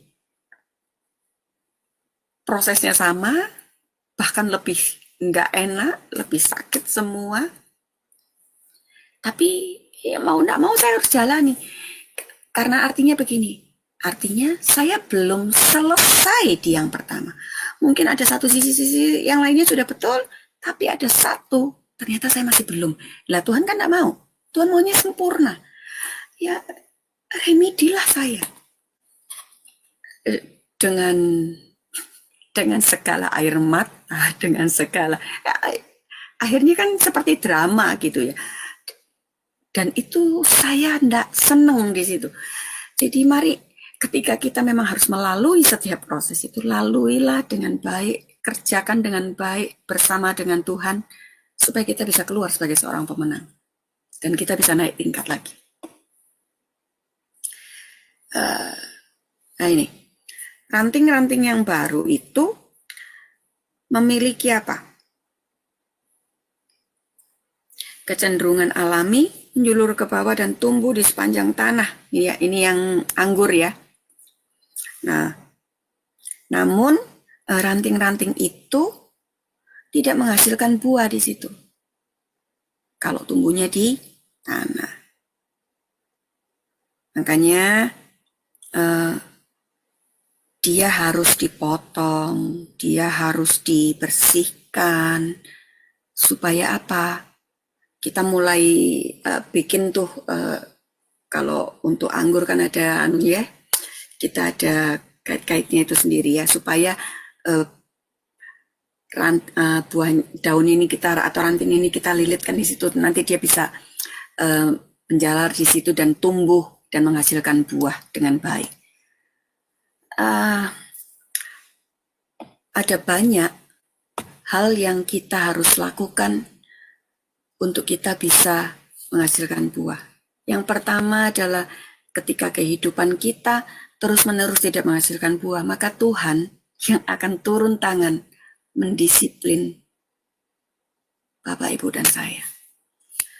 Tujuannya baik, untuk membersihkan dan membebaskan kita, supaya kita bisa mengalami atau menjalani dan mendapatkan kehidupan yang berlimpah bagi kemuliaannya. Saya, seperti yang tadi, ketika harus remedi, itu nggak enak. Makanya saya nggak suka. Sehingga ketika entah Tuhan minta sesuatu yang harus dikerjakan, kita harus taat, saya better melakukannya. Saya nggak pakai, ya nanti aja. Atau kenapa? Pertanyaan itu, kalau dulu saya suka tanyakan, kenapa kok harus begini? Kenapa? Saya sudah tidak tanya lagi, disuruh saya lakukan, daripada kita didisiplin. Orang yang didisiplin itu sakit semua, dijewer, dikemplang, itu tidak enak Bapak Ibu, dicubit, nggak enak. Kalau cuma sekedar dijewer aja mungkin masih nggak seberapa, kalau sudah sampai dilempar, kalau orang-orang kalau disumkan, kalau bahasanya kan terlempar. Nah kalau terlempar itu kan nggak enak Bapak Ibu, sakit semua jatuhnya. Jadi jangan tunggu Tuhan yang mendisiplin kita. Lebih baik kita taat, kita merelakan hati kita, diri kita untuk dibersihkan dipotong dari hal-hal yang nggak baik, supaya kita bisa menghasilkan buah. Tuhan itu mendisiplin setiap anggota keluarganya. Dia mendisiplin sebagai Bapa yang baik dan penuh kasih buat kita anak-anaknya. Tuhan akan mendisiplin kita karena Dia mencintai setiap kita. Untuk kita bisa jaga hidup kita, untuk kita bisa semakin menaikkan level iman kita, membuat karakter kita semakin baik. Nah, di Ibrani pasal yang ke-12 nanti Bapak Ibu bisa baca. Ini rahasia yang pertama. Nah, tingkatannya itu kalau tadi ya dikasih peringatan sebentar, yang ringan-ringan dulu aja. Yang sedang kasih ya mungkin pakai pukulan gitu ya, sedikit ya, hajaran dikatakan. Nah, jangan, apalagi kalau buat saya enggak mau nih yang ketiga sama yang kedua. Kalau bisa ini yang tingkat pendisiplinan ini, kalau bisa kita enggak perlu lah mendapatkan itu. Better kita taat. Karena merasakan yang ketiga hal ini, mau ringan, mau sedang, mau keras, sama buat saya. Enggak enak. Jadi lebih baik kita jangan sampai ya. Jangan tunggu didisiplin istilahnya.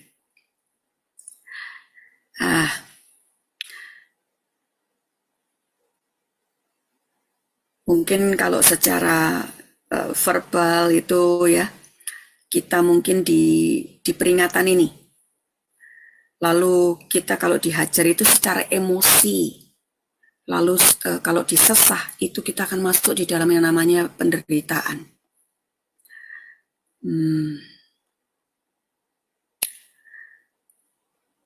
C.S. Lewis bilang Tuhan itu berbisik lewat kesenangan, namun berteriak lewat kesakitan. Yang jadi pertanyaan adalah apakah Bapak Ibu mau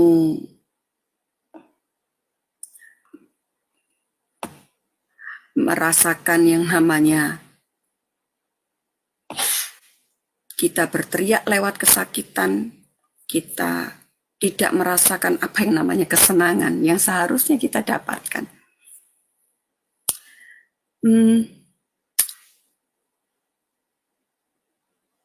Ada rahasia di rahasia yang pertama ini adalah apa?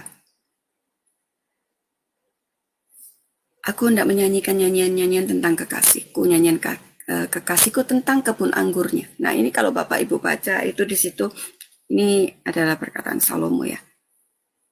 Nah, Tuhan itu dia A.W. Tozer ini di dalam bukunya dia bilang gini, Tuhan itu akan mengambil 9 langkah, ya, 9 langkah menuju kepada setiap kita. Tetapi dia tidak akan mengambil langkah yang ke-10. Dia mencondongkan kepada kita untuk bertobat, tetapi karena yang ke-10 artinya begini, dia itu tidak dapat bertobat bagi kita. Jadi Tuhan mau kita yang bertobat.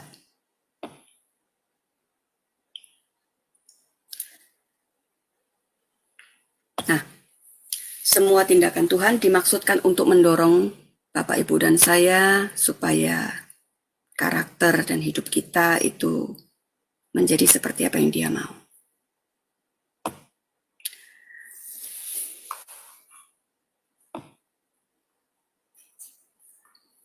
Untuk rahasia yang kedua, pikiran, sikap, kebiasaan dosa itu tidak ada lagi atau tidak mendominasi hidup Bapak, Ibu, dan saya. Jadi ketika kita berdoa, Tuhan aku mau di pelayananku, aku semakin bertumbuh, aku semakin bisa jadi berkat. Nah, itu ketika ranting-ranting kita itu mulai dibersihkan. Mari kita melangkah di sini. Ya, setiap ranting itu dibersihkan. Tuhan itu bukan hanya berusaha membuang, tetapi Dia akan memangkas, memotong. Kalau cuma sekedar dibersihin aja, itu langkah yang pertama, tapi setelah itu Dia akan potong.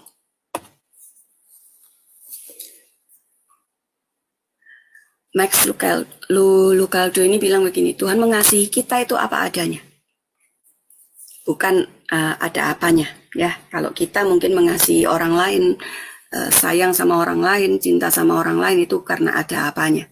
Tapi kalau Tuhan, Dia mengasihi kita apa adanya, dan Dia tetapi tidak membiarkan kita jadi pribadi-pribadi yang seadanya. Dia akan mengubah kita menjadi serupa dengan Kristus.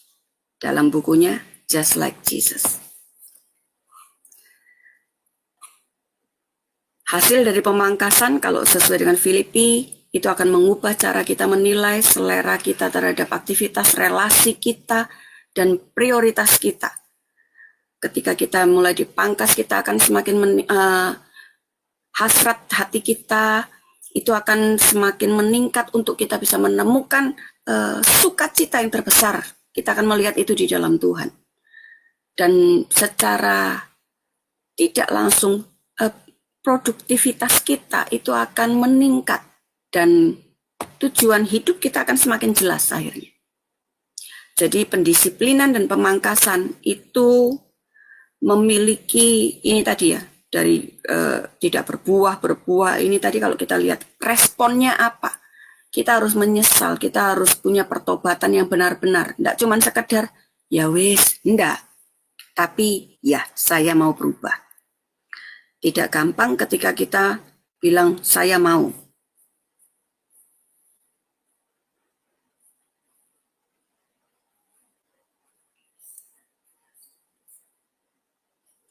Lalu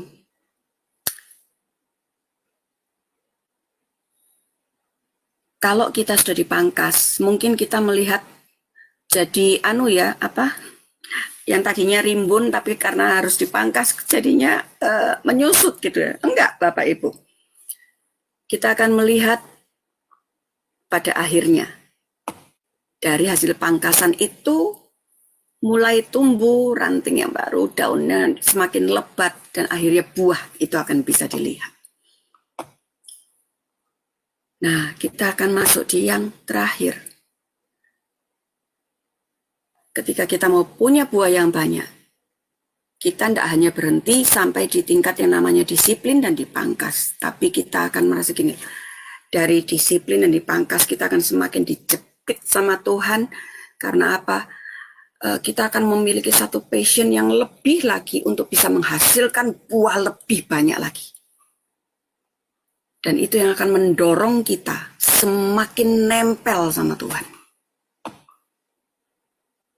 Karena barang siapa tinggal di dalam aku di dalam dia akan berbuah banyak.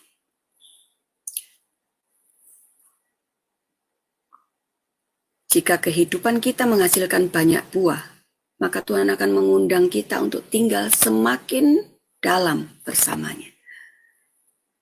Kita akan punya begini loh. Aku lebih menikmati diam di dalam hadirat Tuhan daripada di luar. Kalau yang ini saya paling bisa melihat itu di papi saya. Papi saya itu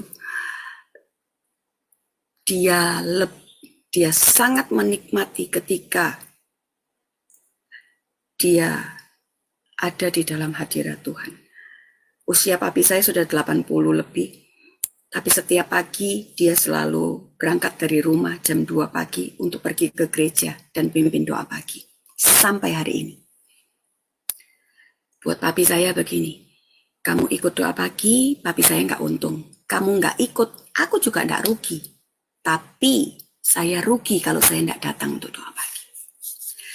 Itu yang membuat saya sendiri juga mulai berpacu ke situ.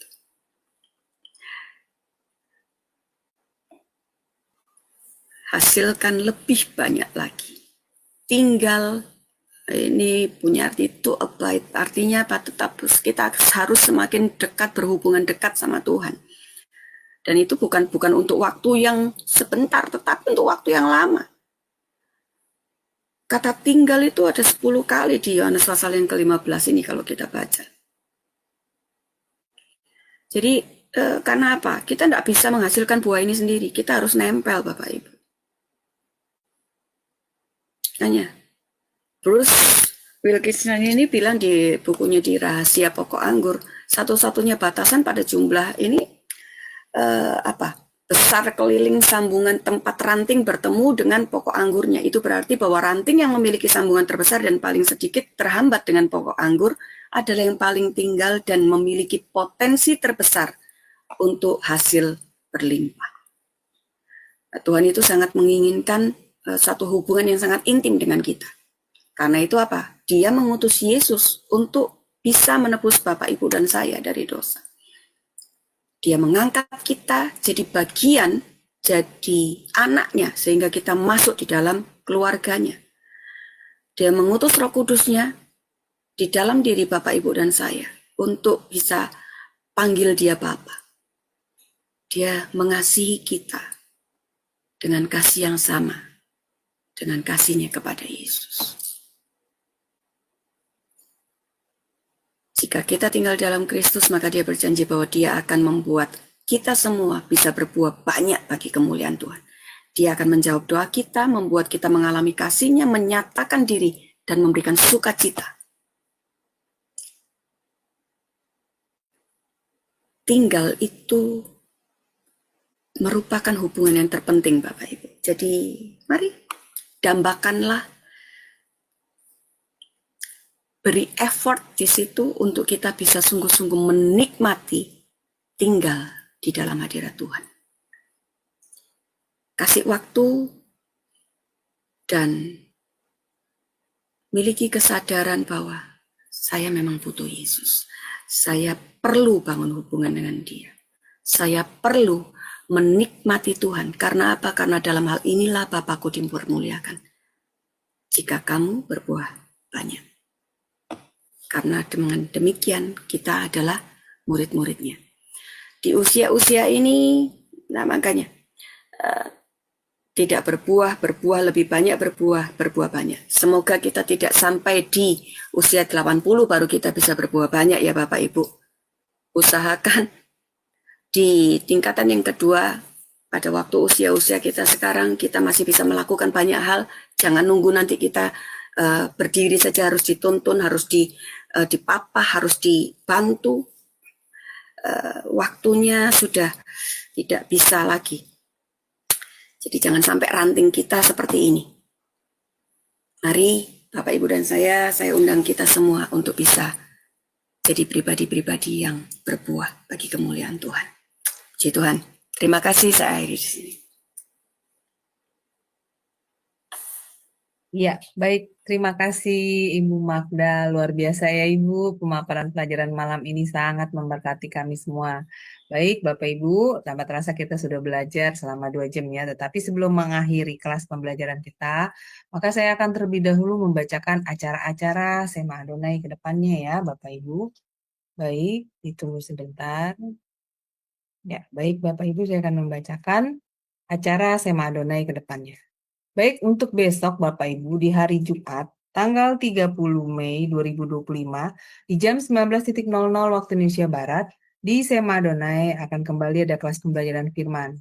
Dan kita akan belajar tentang materi eksposisi kitab Ibrani, diambil dari Ibrani 2 ayat 7 sampai dengan 18. Dan ini sudah masuk sesi yang ketiga. Dengan temanya kali ini adalah tujuan Yesus menjadi manusia, yang akan dibawakan oleh Bapak Gembala kami sendiri, yaitu Pak Pendeta Daniel Palungan, dan yang menjadi moderatornya adalah Ibu Aling, saya sendiri. Kemudian, masih di hari yang sama ya Bapak Ibu, di hari Jumat, di jam 21.00 waktu Indonesia Barat, di Sema Adonai, masih ada kelas pembelajaran firman yang terakhir. Dan seperti biasa, di jam 21 ini kita akan belajar tentang materi Buku Sejarah Penebusan seri yang ke-8. Dan ini sudah masuk sesi yang ke-11. Dengan temanya kali ini adalah Pelaksana 10 Tulah. Dan yang menjadi narasumbernya seperti biasa adalah kelas hari Jumat ini adalah Pak Pendeta Dr. Yudi Lenggong MTH dan moderatornya adalah Ibu Heni. Selanjutnya, ini adalah renungan pagi Sema Adonai Bapak Ibu, diadakan setiap hari, mulai dari hari Senin sampai dengan Sabtu, dimulai dari jam 5.30 pagi waktu Indonesia Barat, dan dilayani oleh hamba-hamba Tuhan yang sangat memberkati.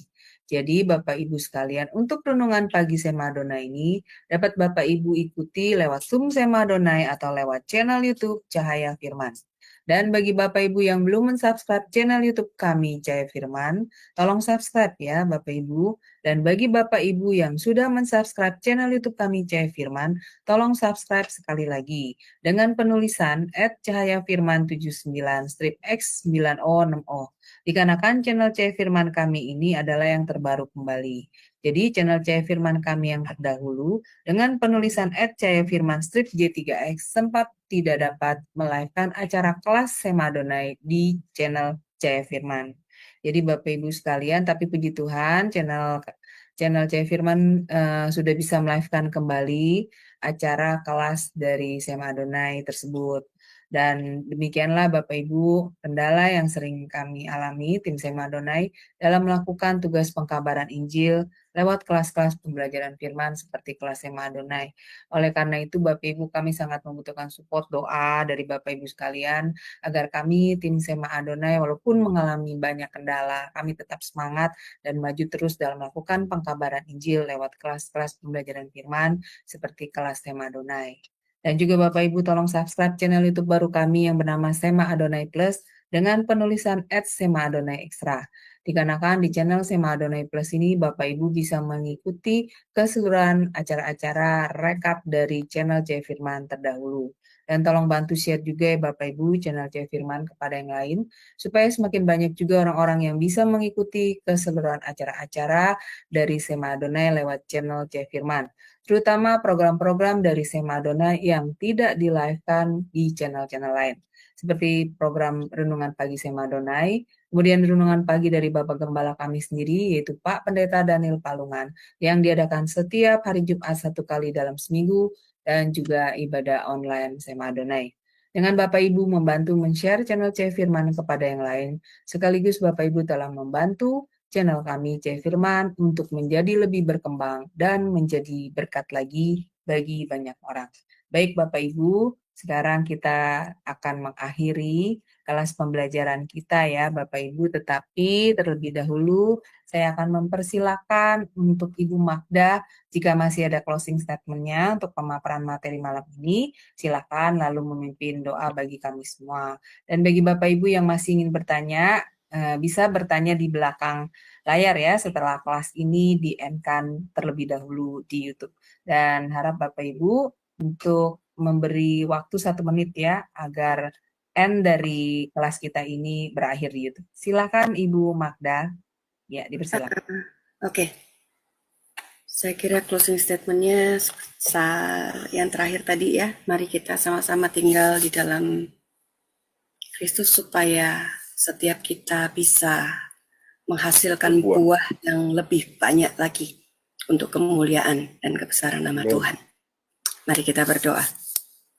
Kami mengucap syukur untuk malam hari ini Tuhan. Terima kasih buat setiap pembelajaran. Kami percaya bahwa Tuhan mengasihi setiap kami.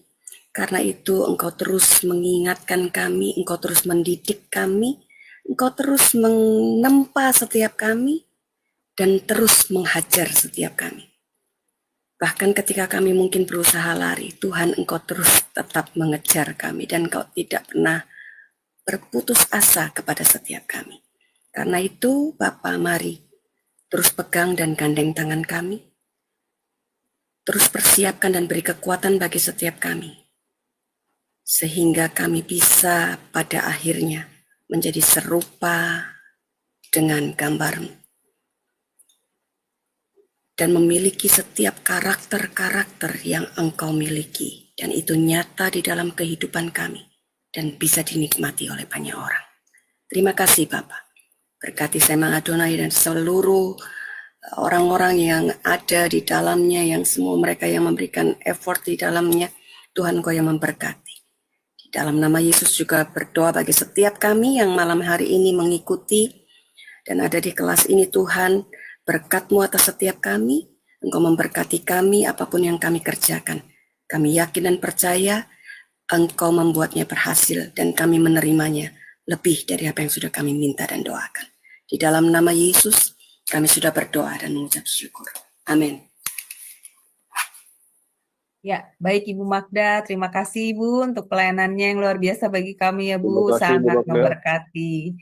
Dan semoga pelayanan Ibu Magda selalu diberkati Tuhan lebih dan lebih lagi, menjadi berkat bagi banyak orang, dan Tuhan juga selalu melindungi, memberkati, dan memberikan selalu kesehatan pada Ibu Magda dan keluarga.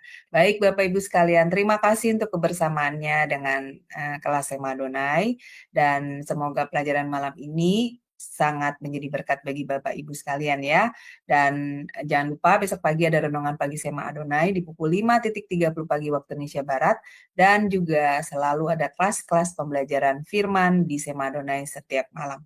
Terima kasih Bapak Ibu sekalian. Baik, saya akan menutup acara kelas kita ya. Sebentar Bapak Ibu, baik. Saya belum Saya masuk dulu ke ini ya, Bapak Ibu, ke streamyard-nya. Ya, baik Bapak Ibu sekalian, saya akan mengakhiri kelas pembelajaran kita. Selamat beristirahat Bapak Ibu sekalian. Tuhan berkati. Shalom, shalom.